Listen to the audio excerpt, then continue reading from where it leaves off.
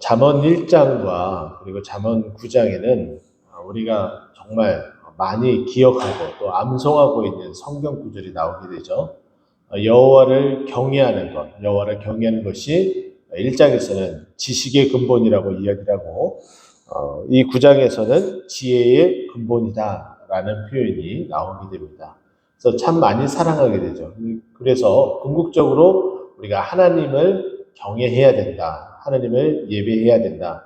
이런 마음, 하나님을 더욱더 존경하고 또 그 말씀을 내 것으로 삼아야 된다. 이런 마음으로 우리는 일반적으로 살아가고 있습니다. 오늘 보통 그와 같은 그 모습이 우리의 삶에 그대로 나타남에도 불구하고 그러지 못한 일들이 너무나 많습니다. 내 스스로가 잘났다 생각하고 또 교만한 마음, 그런 거만한 마음들이 우리 안에 자리 잡혀져 있어서 늘 내가 조금 더 높은 곳에 있다고 착각하면서 살아가는 일들이 매우 많습니다. 그러나 굉장히 조심해야겠죠. 늘 언제나 허리를 동이고 늘 겸손한 자의 모습으로 하나님은 우리에게 무슨 말씀을 하는지 늘 귀 기울이고 또 그것을 또 봐야 됩니다. 오늘 본문 말씀 보게 되면은 8절과 12절에 거만이라는 표현이 나옵니다. 결국은 우리가 좀 이제 선을 그어두고서 좀 멀리 해야 될 것이 그 거만함인데, 그 거만함은 13절에 이어서 다른 표현으로 좀 나타나게 되는데, 미련한 여인이라는 표현으로서 계속해서 거만한 것에 대해서 경계해야 될 것을 우리에게 말해줍니다.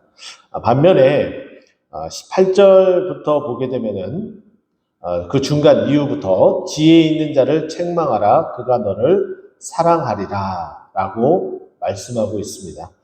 결국은 그 지혜, 하나님께서 주시는 지혜 또 하나님의 그 말씀을 늘 귀담아 듣고 그 말씀이 우리에게 말하고 또 지시하고 또 우리에게 보여주는 그것을 늘 감사하게 여기고 그 말씀에 따라 살아갈 것에 대해서 말합니다. 그러면 그 지혜가 결국을 우리를 윤택하게 해줌을, 여기서는 그가 너를 사랑하리라 라는 표현으로서 우리에게 그 윤택함이 무엇인지에 대해서 말하고 있습니다. 그러면 지혜 있는 자에 대한 부분들을 우리가 먼저 살펴보면 이렇습니다. 우리가 지혜 있는 자를 책망, 우리가 잘못한 그 부분을 하나님의 그 말씀으로 다시금 다잡고 나아갈 수 있게 되면은 그 지혜를 가지고 있는 그 자들은 어떤 모습인지 9절에 보게 되면은 교훈을 더하게 되고 더 지혜롭게 된다. 하나님의 이 말씀이 우리를 점점 더 지혜롭게 해주고 있고 또 의로운 사람을 가르치게 되면은 학식이 더하게 된다. 결국은 의로운 사람은 예수 그리스도를 믿는 사람이라는 것을 알게 되고 그 사람은 더욱더 발전을 하게 된다라고 우리에게 말을 해주고 있습니다. 10절에 들어가서 그것이 결국은 여호와를 경외하는 것에서부터 출발하는 것임을, 그래서 여호와를 경외하는 것이 지혜의 근본이다. 거룩한 자를 아는 것이 명철이다라고 이야기를 하며 결국은 하나님을 알아가고 또 하나님 안에서 살아갈 것에 대해서 말합니다. 11절 말씀 보니까 나는 지혜로 말미암아 내 날이 많아질 것이요 그 생명이 길어지게 됨을 단명할 수 없음을.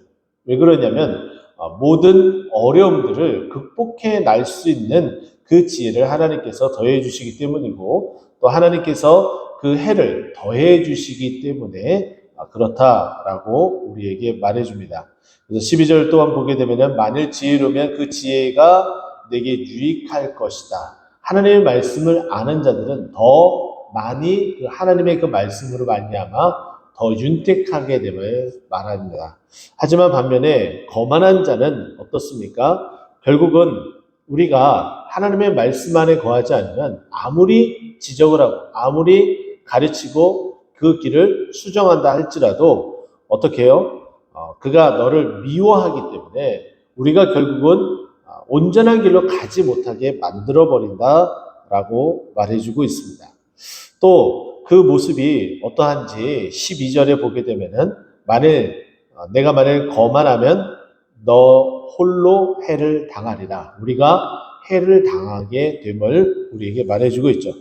그러면서 이 거만한 모습을 미련한 자로서 대체해서 말해줍니다.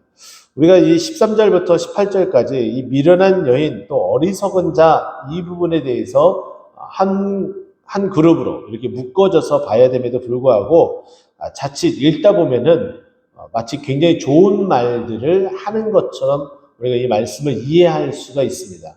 하지만 전혀 그렇지 않죠. 이 말씀을 계속해서 그 중심인 미련한 여인 또 어리석은 자 이것을 중심으로 본다면 이것이 우리에게 정말 좋은 말씀이 아니라 우리가 반면교사 삼아야 되는 것에 대해서 말해주고 있습니다.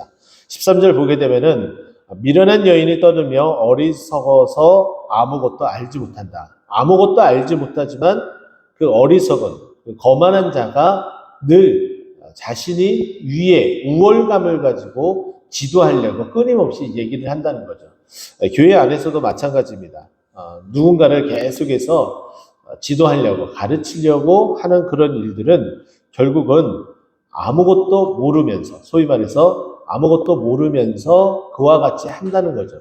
근데 결국은 우리는 시간이 지나면서 그것이 무엇을 의미하는지 다 알게 돼요. 그래서 또 저러시는구나 라고 이해를 하게 되죠. 그래서 결국은 그 부분들은 우리가 다 이제 수용하고 알게 되지만 조금은 안타까운 그런 모습이 남게 돼서 좀 씁쓸함을 지울 수 없는 그런 부분들이 있습니다. 그래서 어리석어서 알지 못하면서 계속해서 떠드는 그런 모습들이 보이게 됩니다. 그러면서 어떻게 떠드느냐? 14절 보니까 자기 집 문 앞에 앉으며 성읍 높은 곳에 있는 자리에 앉아서 그러니까 이건 무엇이냐면 미련한 자가 계속해서 떠드는데 그 떠들 수 있는 거리들을 늘 찾아다닌다는 거예요. 떠들 수 있는 그 거리들만 찾아다니면서 소위 말해서 간섭을 하고 또 그것에 대해서 이야기를 하고 그것을 즐겨하는 자는 결국은 미련한 여인이다라고 말해주고 있죠. 또 심지어는 자기 길을 바로 가는 사람, 그러니까 정말 지혜로워서 하나님의 그 말씀에 따라서 잘 가고 있는 그 사람에게까지 어떻게 해요? 불러서 이야기를 한다는 거예요. 정말 신기하죠? 미련한 사람이 오히려 바른 길로 가고 있는 그 사람까지 불러서 이야기를 해요. 제가 아까 말씀드렸던 그 부분들 여러분은 동의를 아마 하실 겁니다. 어리석은 사람은 늘 그 거리들을 찾아다니면서 자신은 옳고 다른 사람은 그르다라는 그 상황을 완전히 딱 정해놓고 그러한 상황 가운데에 언제든지 간섭하면서 지도하려고 하는 모습들이 보입니다. 결국은 그것은 어떤 모습입니까? 16절에 보면은 어리석은 자는 이리로 돌이키라 그리고 또 지혜 없는 자에게 이르기를 라고 이야기해요. 내가 볼 때는 너희들이 어리석다 라고 이야기하면서 그 어리석은 자를 이리로 돌이키게끔 만들다 라고 이야기를 하는 거죠. 좀 안타까운 부분들이 너무나 많아요. 본인이 어리석으면서 잘 가고 있는 자기 길을 잘 가고 있는 사람에게 어리석다 지적을 한다는 거예요. 이 말씀은 자기 길을 잘 가고 있는 자에게 어리석다 지적을 하고 또 뿐만 아니라 어떻게 해요?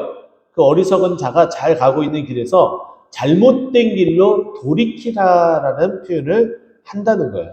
그러니까 자신만 잘못되는 것이 아니라 온 공동체가 잘못된 길로 가게끔 만든다는 거죠. 또 지혜 없는 자에게 이르기를 오직 도둑질한 물이 달고 몰래 먹는 떡이 맛이 있다 하는도다. 결국에는 혹하게 되는 거예요. 너 지금 이것을 먹으면은 달게 되고 또 이것을 먹게 되면은 어떻게 해요? 맛이 있다 이렇게 얘기를 하는 거죠. 그런데 결국은 달고 맛이 있다라고 표현되는 그 모든 것들이 어떤 거라는 거예요. 17절에 보면은 도둑질한 물이고 몰래 먹는 떡이에요. 이거는 혼자서 그렇게 해왔음을 자신의 경험을 통해서 너도 이렇게 해봐라라는 거죠.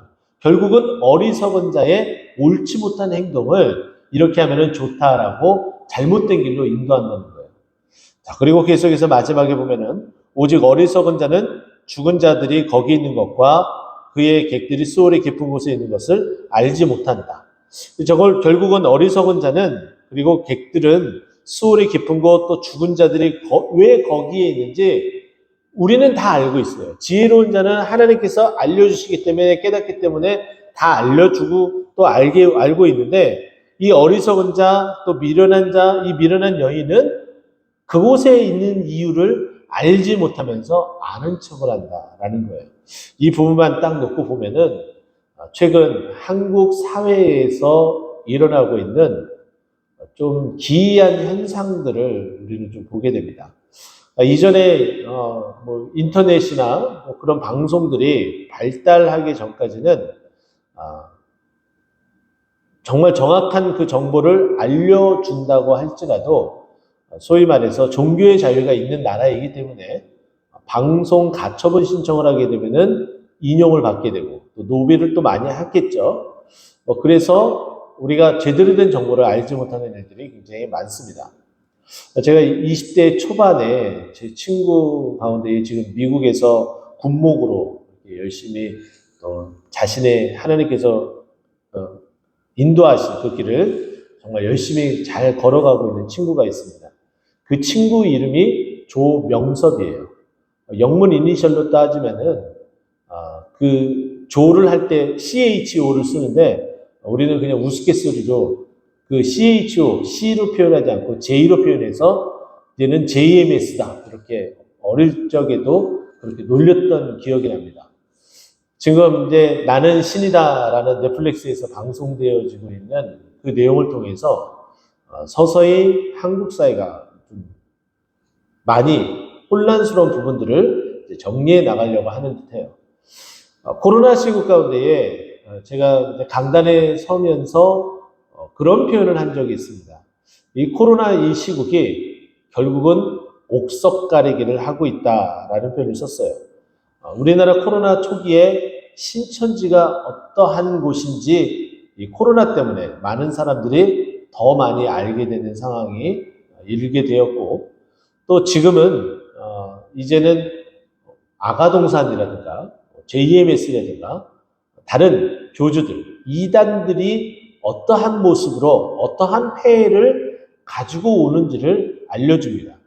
근데 그들이 말하는 것에 빠진 사람들이 있어요.